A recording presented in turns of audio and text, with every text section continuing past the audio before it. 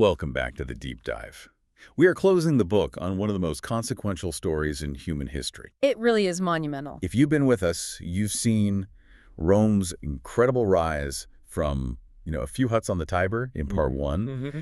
Then you saw that brutal, bloody shift from republic to empire, which led to that amazing 200-year period of stability, the Pax Romana, in part two. And that golden age, the Pax Romana, it really was a high watermark for civilization. I mean, we're talking about massive infrastructure, legal systems that actually worked, peaceful trade. Right, linking everything from the North Sea down to Africa. Exactly. It was a cohesive system, and it was designed to last. But every structure, no matter how grand, seems to carry the seeds of its own destruction. It does. And our mission today is to really analyze those chaotic, painful, and, tragic centuries that followed. We're going to track the decline of the Western Roman Empire all the way from its internal collapse to radical reformation. To the constant grinding pressure of external invasion, and finally land on that traditional date of the fall in 476 AD. And according to the sources we've compiled, this slow, agonizing end, it didn't start with a battle. It didn't start with a lost frontier. No, it began with an emperor who had, frankly, lost his mind. That's right. We can really pinpoint the end of that stability, that generational certainty of peace, with the end of the reign of Emperor Commodus. Commodus. This was the guy who styled himself as a reincarnation of Hercules, who renamed Rome after himself, and who wasted insane amounts of money fighting as a celebrity gladiator. In the Colosseum, no less. It's the definition of imperial absurdity. He was a dangerous fool, a complete break from the rational, stable rulers who came before him. Yeah. I mean, when the emperor's main focus is just self-aggrandizement and, theatrical cruelty, it's a sign that the entire political class, the institutions, they're diseased. And the catalyst for this long, slow decline, the immediate bloody aftermath of his strangulation on New Year's Eve, 192 AD. Right, because that assassination didn't solve a thing. Not at all. It kicked off an immediate civil war for succession. It just fractured the state's confidence. It was the moment that central machinery of government just sputtered. It seized up after 200 years of running smoothly. So this deep dive is really about transformation. And I think survival. We'll move through that chaos. We'll look at the radical and ultimately failing attempts to fix things. Detail the invasions. And then dedicate some serious time to wrestling with that great debate. Why did Rome fall? And crucially, what does this 2,000-year story offer us 1,500 years later? Okay, let's unpack this. We start right in the absolute worst of it. The decades of complete collapse known as the crisis of the 3rd century. If the Pax Romana was built on order, the crisis of the 3rd century from 235 to 284 AD is almost total systemic breakdown. It's catastrophic. The sources paint a picture of genuine society-wide fear. I mean, just look at the numbers. The sheer political anarchy. We're talking over 50 different emperors or guys claiming to be emperor in just 49 years. It's staggering. That's an average reign of less than a year. This isn't just turnover. This is, it's political suicide built into the job description. And the engine driving all this violence was the army, or more accurately, the different regional armies. The sources are clear that most of these emperors weren't dying of old age. They weren't even being killed off by the Senate. Which had lost its power long ago. Right. They were being killed by rivals or, more often than not, by their own soldiers. Loyalty only lasted until the next general came along and offered a bigger paycheck. It's less a government and more like a permanent military coup, just repeated over and over again. Exactly. Central authority had just dissolved. The main job of the emperor became immediate, short-term survival. You can't govern a complex empire when you're constantly negotiating for your life with your own bodyguards. The loyalty was purely transactional, financial, and just corrosive. Utterly. And this political chaos didn't happen in a vacuum, right? It was catastrophic for the economy. This is where Rome really starts to eat itself. Let's talk about currency debasement. The economic breakdown is. It's a tragic but fascinating case study. For centuries, the Roman denarius was the standard. It was solid silver, trusted everywhere. It was backed by the integrity of the state itself. Yes. But these emperors, desperate to pay the army that was constantly revolting, they couldn't afford to mint real silver coins anymore, so they started to cheat. They just watered down the currency. Systematically. Over decades, they reduced the silver content. By the peak of the crisis, the silver in a denarius was negligible. It was often just a bronze slug with a thin, almost decorative silver wash on top. They were trying to manufacture wealth by decree, but the market, the millions of merchants and farmers, they weren't fooled. No, of course not.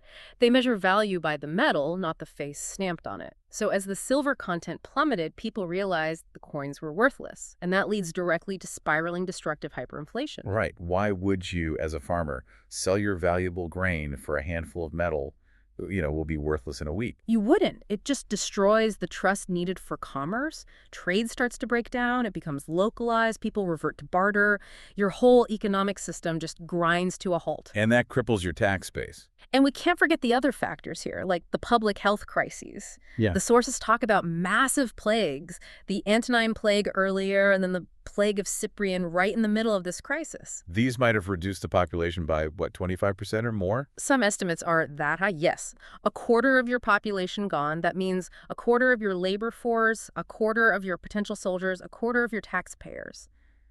They just vanish. But the costs of running the empire don't shrink. No. And this vacuum of internal strength, it just invites external predators. And this leads to some intense external humiliation for Rome. The threats were coming from everywhere at once. In the east, you have the Sassanid Persians. They were aggressive, centralized, a really sophisticated military threat. They were not like the old Parthians. They were professionals. They knew how Rome fought. And they were powerful enough to do something that was just unprecedented in Roman history. In 260 AD, they captured a Roman emperor, Valerian. This isn't just a military defeat. This is a moral catastrophe. It's a complete catastrophe. And the story of Valerian's fate is chilling. He died in captivity, yes, but the sources, and whether they're literal or just symbolic, it doesn't matter, they suggest the Persian king, Shapur, used Valerian as a living footstool to mount his horse. Can you just imagine the morale hit?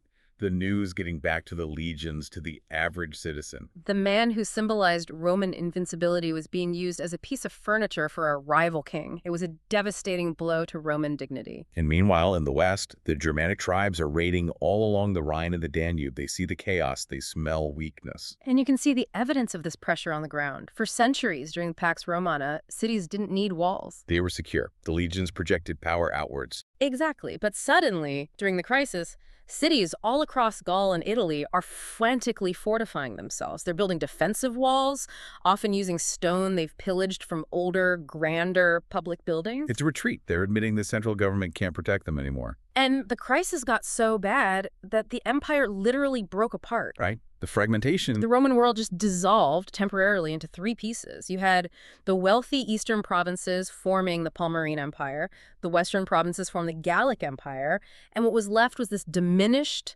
central Roman rump state just struggling to hold on to Italy. So the grand idea of a unified Roman world had just spectacularly failed. Okay, so we've got hyperinflation, political murder, plagues, a captured emperor, the physical breakup of the state. How? What was left of Rome even survive this 50-year period of hell? It only survived because a new generation of tough, decisive military men realized the depth of the rot. And they imposed these harsh, almost totalitarian reforms. They knew that small fixes were useless. It needed radical surgery. And the key figure here, the man who pulls Rome back from the brink, is Diocletian. He takes power in 284 AD. A pure soldier, ruthless, but an organizational genius. Diocletian looked at this whole ungovernable mess, and he realized a fundamental truth. The empire was just too big. It was too complex for one man to rule effectively. Especially when communication is slow and you have threats on opposite ends of the world at the same time. Exactly. So he tackles that political instability head-on by creating the famous tetrarchy, the rule of four. This was a revolutionary idea. It was. 2 senior emperors, the Augusti, and 2 junior emperors, the Caesars, who were basically successors in training. Each of the 4 was responsible for a specific region. The genius being that a leader would always be near a crisis point. And crucially, succession, the great killer of emperors, would be handled peacefully. The Augustus retires, the Caesar moves up. It's a flawless system on paper, but setting up 4 centers of power had these huge, unintended consequences for the state's finances. This is where you see the Roman state's resources get stretched to the breaking point. Instead of 1 imperial court in Rome, you now need 4. 4 opulent residences, 4 administrative centers. 4 Praetorian guards, 4 massive bureaucracies. You're duplicating the entire state apparatus 4 times over. And to pay for all that, the government had to dramatically increase taxes on a population that was already reeling. So they stabilized it politically, but they mortgaged its future financially. In a way, yes. And as if that wasn't enough, Diocletian then tries to solve the economic crisis with probably the most famous failure of state economic intervention in history. The Edict on Maximum Prices. He tried to fix hyperinflation by decree. He set prices for everything: grain, wine, tailor services, shipping costs, across the entire empire. And as anyone who understands economics knows, when you set a price for something below what it costs to produce, It just disappears from the legal market. The sources are clear. Producers either hoarded their goods, they sold them on a massive black market, or they just stopped producing them altogether. so it just made things worse. And it required this huge expansion of the state police to even try and enforce it, which drove up taxes even more. So he stabilized the system, but imposed this immense financial and administrative stress, and yet the final act of his reign it's completely unique. It is. After all this, Diocletian becomes the first Roman emperor to voluntarily give up power. He just retires in 305 AD to his palace to grow cabbage. He hoped this system would just run itself. Which is an incredible act of self-discipline, a total anomaly. But predictably, the second he leaves, The whole thing collapses. The civil wars start right back up again. and out of that renewed chaos emerges Constantine, the ultimate winner. And his reign marks the second great transformation, driven by 2 decisions that just reshaped the world. Absolutely. Let's start with the Christian factor. This fundamentally altered the DNA of Roman identity. The traditional story, and it's a powerful one, is that before the Battle of the Milvian Bridge in 312 AD, Constantine sees a vision, a cross in the sky, and a command. In this sign, conquer. And he wins the battle, attributes it to the Christian God, and becomes the patron of a religion that had been persecuted for centuries. And this instantly ends the persecutions. He restores church property, he gives money to the clergy, he starts building these incredible churches. Which brings up the big historical debate. Was this a genuine spiritual conversion, or was it just incredibly savvy political strategy? That's the question, isn't it? Constantine was looking for a unifying force for a fractured empire. And the Christian movement, with its universal appeal and its high degree of organization, well, it fit the bill perfectly. And it is a compelling point, especially when you remember he wasn't actually baptized until he was on his deathbed, decades later. Right. It suggests that while he favored the Christian God, his relationship with the faith was managed with a politician's pragmatism. It had to serve the state. But regardless of his personal motives, the effects were massive. Huge. Within a single generation of his death, Christianity goes from a persecuted minority sect to the official state religion of the Roman Empire. And his second decision was geographic.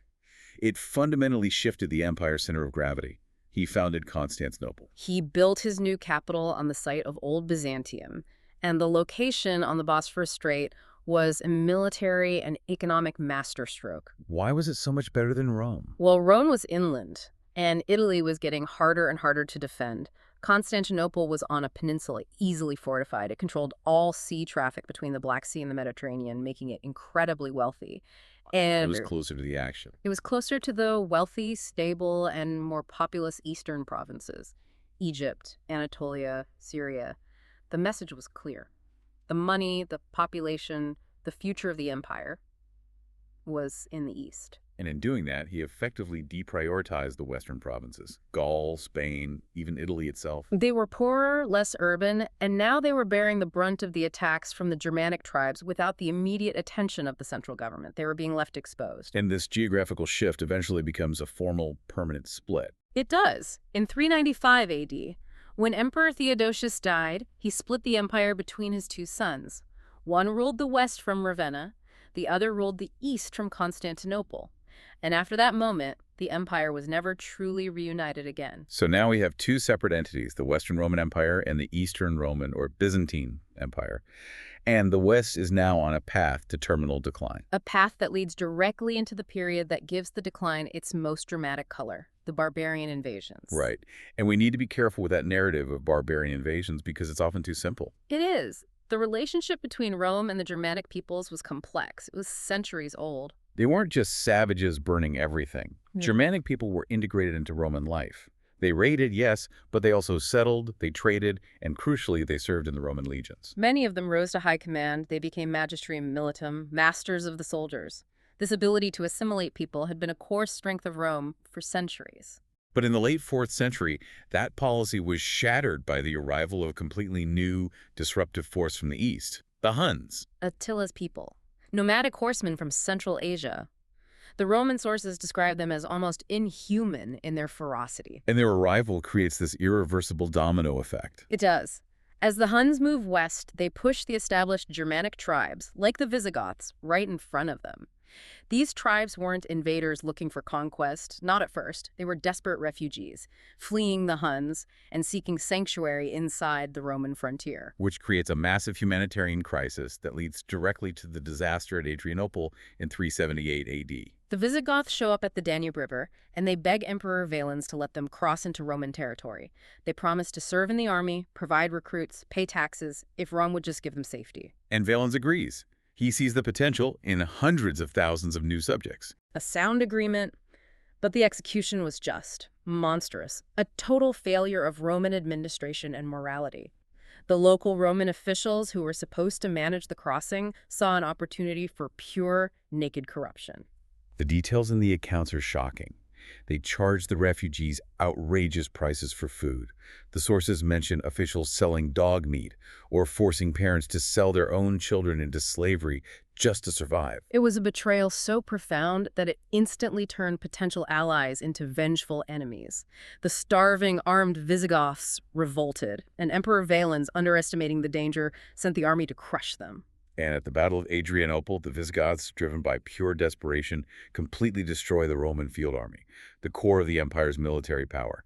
Valens himself is killed. The comparison made at the time to the disaster at Cana Rome's worst defeat against Hannibal is telling. Adrianople proved, catastrophically, that these tribes could now destroy the core of Roman power. So the empire was forced to negotiate from a position of profound weakness. The new emperor, Theodosius, had no choice. He had to settle the Visigoths inside the empire as federati allied troops. And this set up the dangerous pattern for the 5th century. Which was? Rome became completely dependent on these large, semi-autonomous armies of Germanic warriors who kept their own leaders and whose loyalty was strictly conditional on Rome, keeping its promises of land, food, and pay. And when those promises inevitably broke, we get the ultimate shock to the Roman world, the sack of Rome in 410 AD. The Visigoths, now led by Alaric, who felt betrayed and denied resources, they march on the city itself.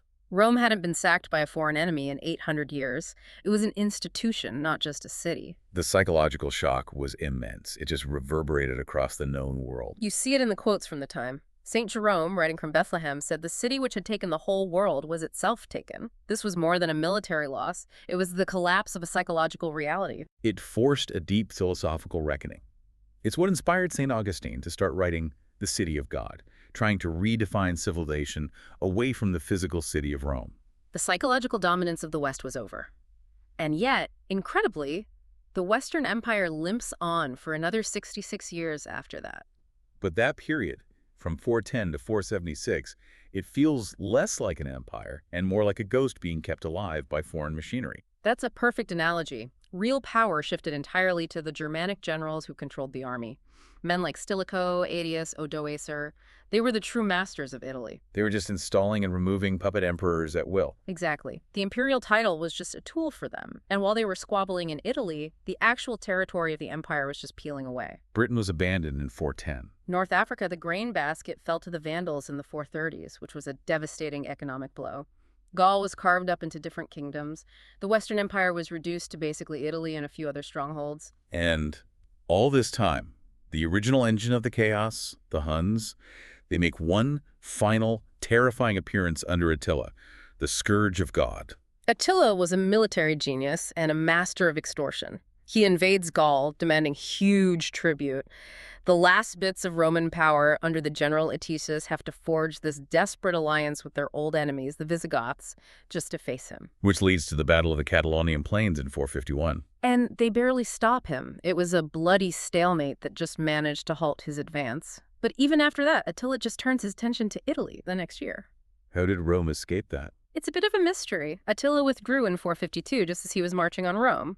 Maybe plague hit his army, maybe Roman diplomacy worked, maybe his supply lines failed. But the real end of the Hunnic threat came a year later, in 453, with Attila's sudden, undramatic death. From a nosebleed on his wedding night, apparently. An incredibly anticlimactic end, but by that point, the Ghost Empire was too far gone to recover anyway.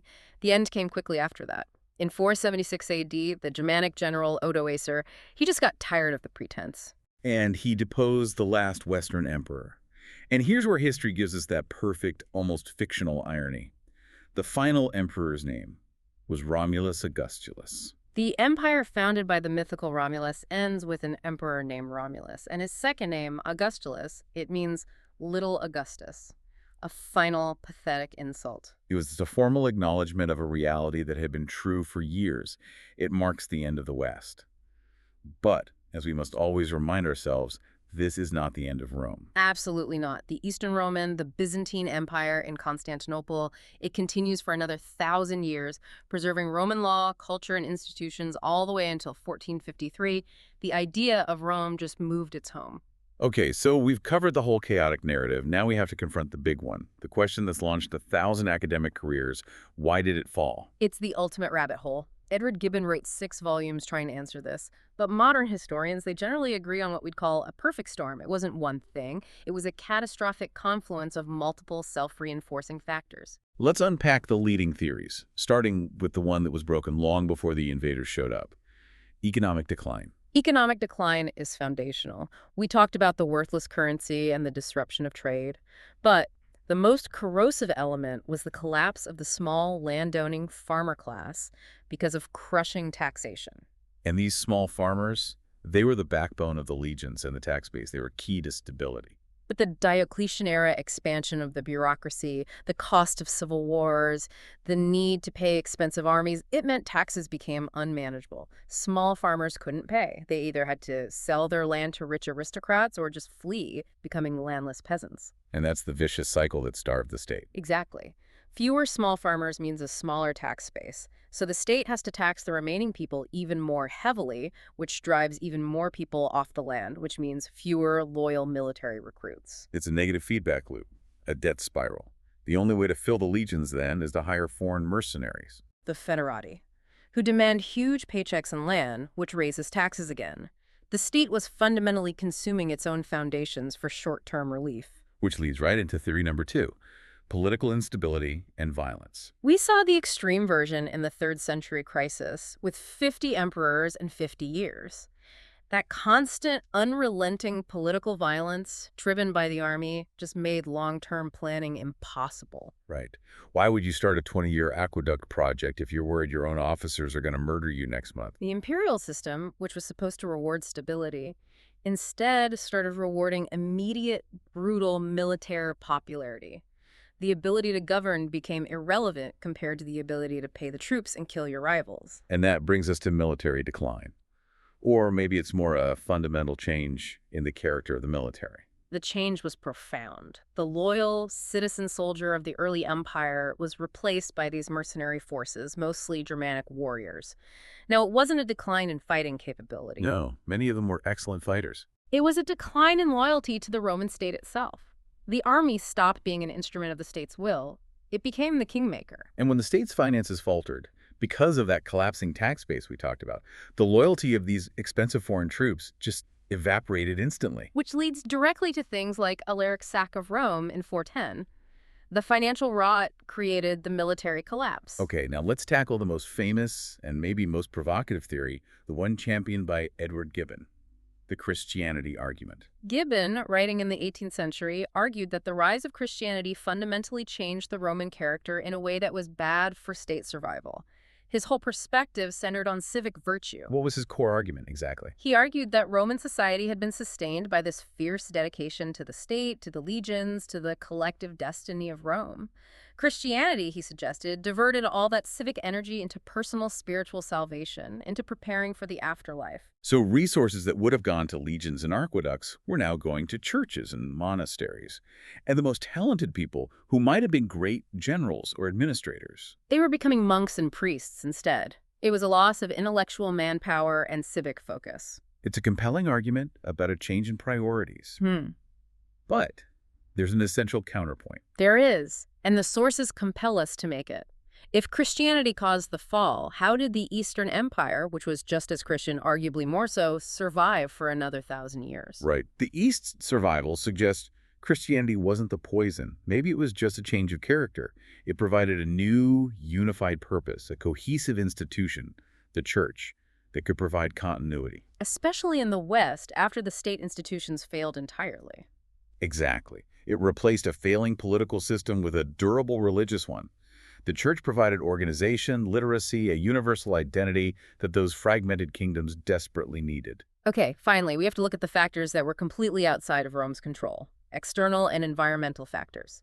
These often get overlooked because they're not as dramatic as a big battle, but they were structurally devastating. The plagues of the 2nd and 3rd centuries, those were enormous demographic shocks that permanently reduced the population base. If you lose a quarter of your people, you lose the capacity to sustain a massive empire. And historical data also points to climate change as another stressor. It seems the climate became less favorable for agriculture around 150 AD, colder, wetter in some of the northern regions. Meaning less reliable harvests, which puts even more stress on an already stressed economic system. And we can't forget the fun fringe theories. The lead poisoning theory. Everyone loves that one. The idea that lead in pipes and wine sweeteners caused chronic poisoning and infertility among the elite.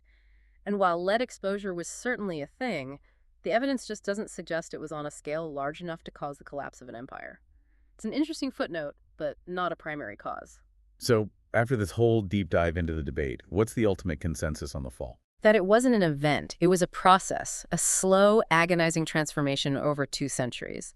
The external invasions were only successful because the political violence and the economic rot had already critically weakened the state from within. The Roman system became brittle. And the invasions were the hammer that struck the final blow. Exactly. So when the date 476 AD arrived, the formal end simply acknowledged what had been true on the ground for years. For most ordinary people, the immediate change was minimal. The Germanic general Odoorus took over, but he ruled using the Roman administration. He kept Roman laws. The institution survived the imperial title. The empire transformed rather than simply disappearing. Precisely. Which brings us to our final and maybe most meaningful part of this.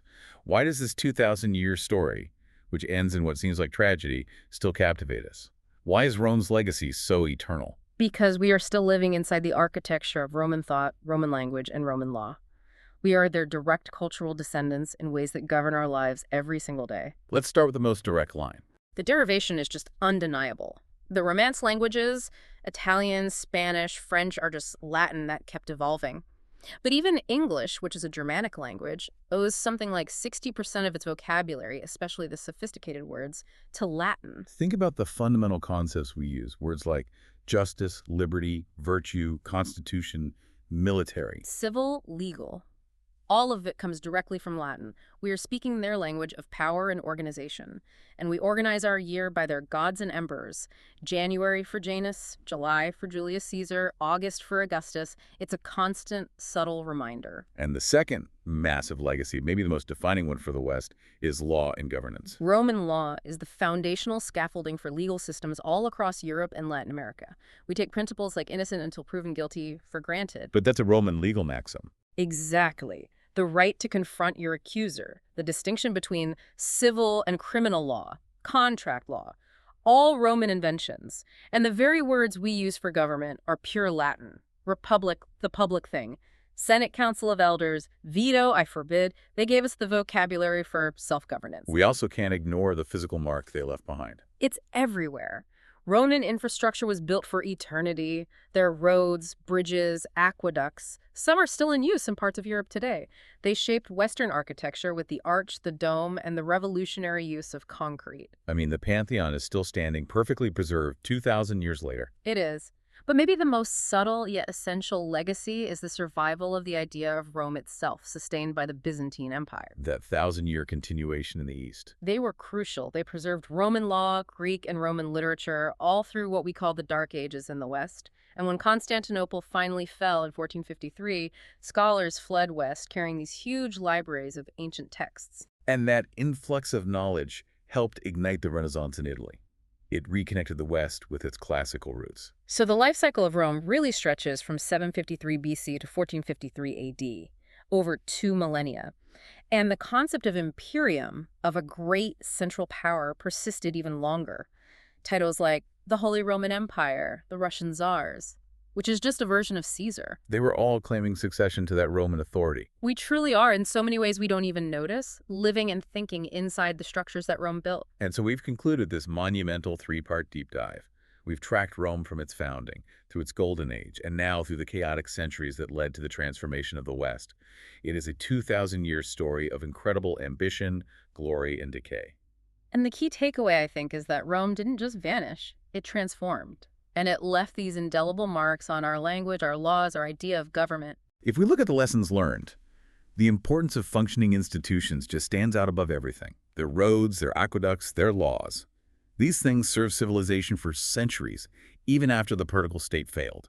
And the warnings for today are, well, they're startlingly potent. The danger of economic inequality, that crushing of the small farmer that eroded the tax base and military manpower, that's a classic vicious cycle any state has to guard against. The risks of political violence, like the 50 emperors of the 3rd century, show how quickly political decay can become terminal. And finally, the problem of overextension. The empire became too vast to defend and too expensive to maintain. It reached a point where it had to mortgage its own internal stability just to fund its external defense. Lessons for any civilization in any century. The story of Rome reminds us that nothing is inevitable, not the rise and certainly not the fall. It teaches us that institutions don't fail overnight. They decay slowly when the commitment to maintaining them is lost. Every generation has to actively choose whether to sustain those foundational systems, the rule of law, financial integrity, or allow them to rot. And that ultimately is why we are still talking about Rome 1,500 years later, because its entire history, from its origin to its decline, provides the most essential guidelines for navigating the present. Thank you for joining us on this deep dive into the final, tragic chapter of the Roman West. Until next time, keep digging deeper.